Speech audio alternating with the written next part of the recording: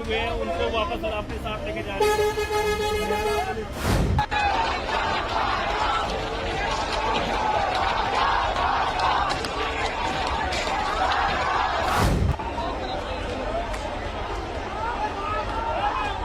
दोस्तों, प्रधानमंत्री नरेंद्र मोदी के खासम खास दोस्त यानी डोनाल्ड ट्रंप साहब, जिनके लिए चुनाव प्रचार किया था, उस वक्त वो हार गए थे, लेकिन इस बार उनको नहीं बुलाया नरेंद्र मोदी साहब को, तो जीत गए। अब उन्होंने एक बड़ा फैसला लिया और उसकी जो तस्वीर निकल कर आई उस पर एक बड़ा विवाद खड़ा हो रहा है। जो अंधभक्तों की जमात है वो लगातार ये दावा कर रही है कि पूरे सम्मान के साथ भेजा गया, लेकिन जो खबरें हैं वो ये बताती हैं कि कड़ा संदेश डोनाल्ड ट्रंप की तरफ से नरेंद्र मोदी साहब को भेजा गया। एक दो नहीं, कई घटनाएं हुई। आपको याद ही है कि डोनाल्ड ट्रंप का शपथ ग्रहण समारोह आखिरी वक्त तक ना बुलाना, जबकि चीन के साथ 36 का आंकड़ा, अमेरिका का चीन के राष्ट्रपति को बकायदा इन्विटेशन भेजना, उसके बाद आखिरकार शामिल हुए एस जयशंकर, तमाम चीजें हुई। फिर कह दिया ब्रिक्स 100% टैरिफ लगाएंगे, इंडिया उसमें शामिल है।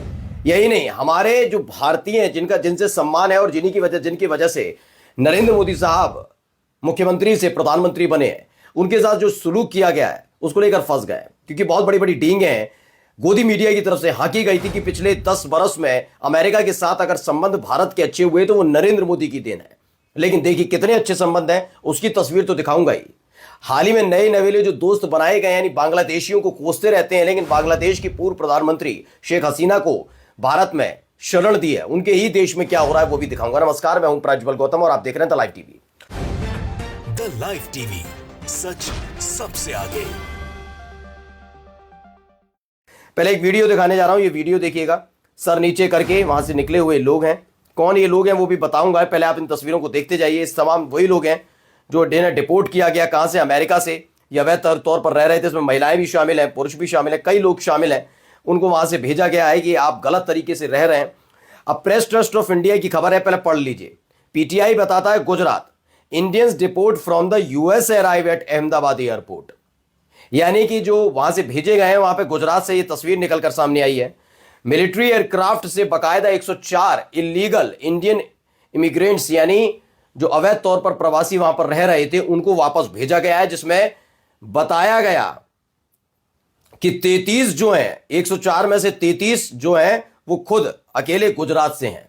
अब आप समझिए किस तरह के हालात हैं।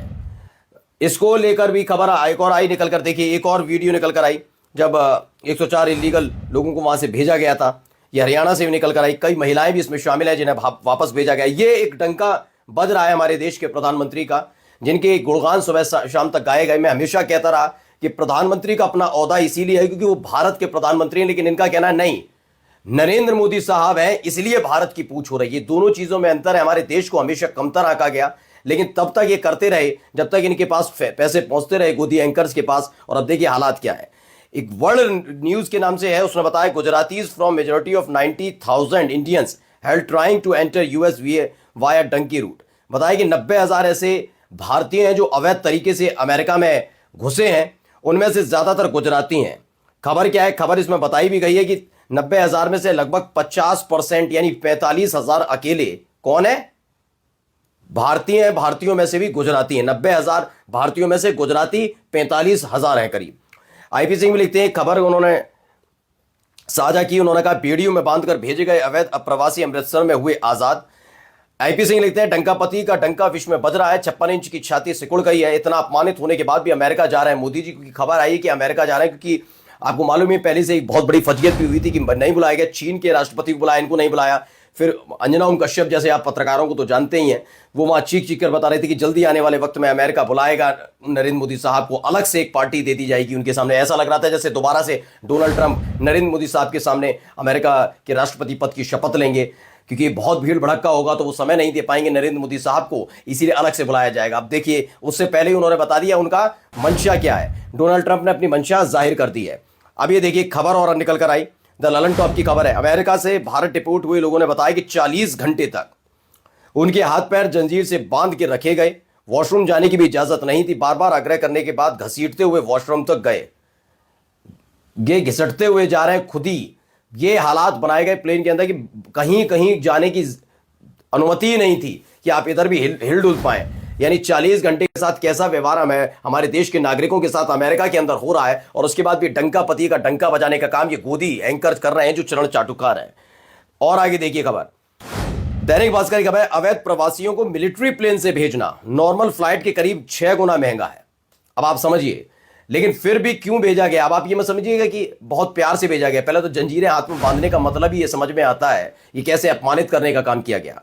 इसमें बताया फिर भी इसका इस्तेमाल करके ट्रंप ने क्या संदेश दिया और क्या ये भारत का सरकार का डिप्लोमेटिक फेल्योर है?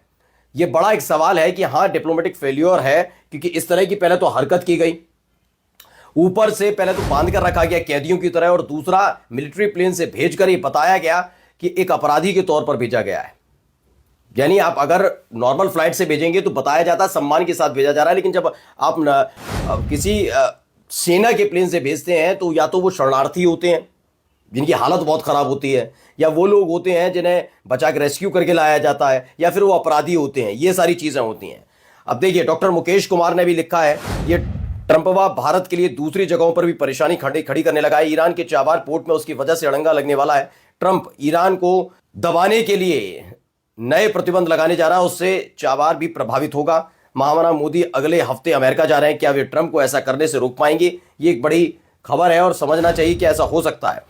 अब जरा एक बयान सुनाने जा रहा हूं, पहले नरेंद्र मोदी साहब का ये बयान जरूर आप लोगों को सुनना चाहिए, क्या कह रहे थे। बाहर से आए घुसपैठियों को यहां का परमानेंट निवासी बनाने के लिए हर गलत काम किए गए।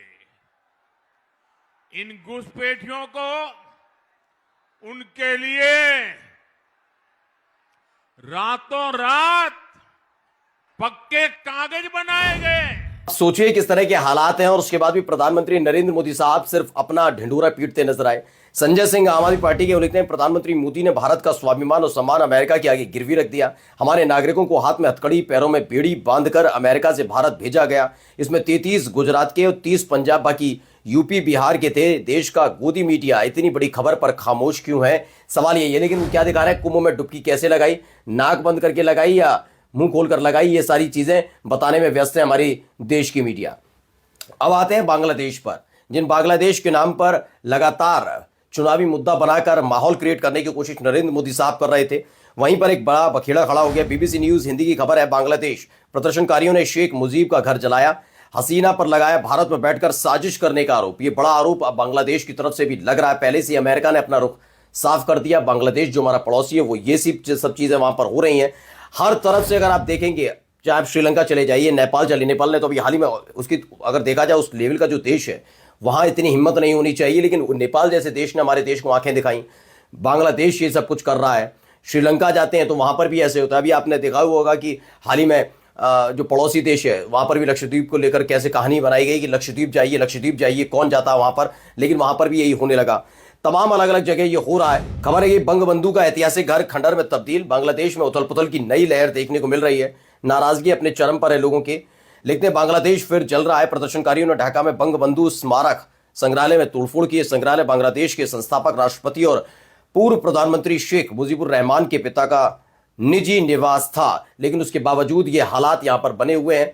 वहीं डीडी न्यूज ने भी खबर दिखाई है, ढाका के धर्मंडी 32 में बांग्लादेश के संस्थापक शेख मुजीबुर रहमान के स्मारक और आवास पर भीड़ ने तोड़फोड़ की और अवामी लीग पार्टी पर प्रतिबंध लगाने की मांग की गई है। तस्वीर आप देख सकते हैं किस तरीके से यहां पर तमाम चीजें हो रही हैं। लोग, प्रदर्शनकारी उस घर में घुस गए, उसमें आग लगा दी। आग लगाने के बाद भी वहां पर खड़े हुए हैं।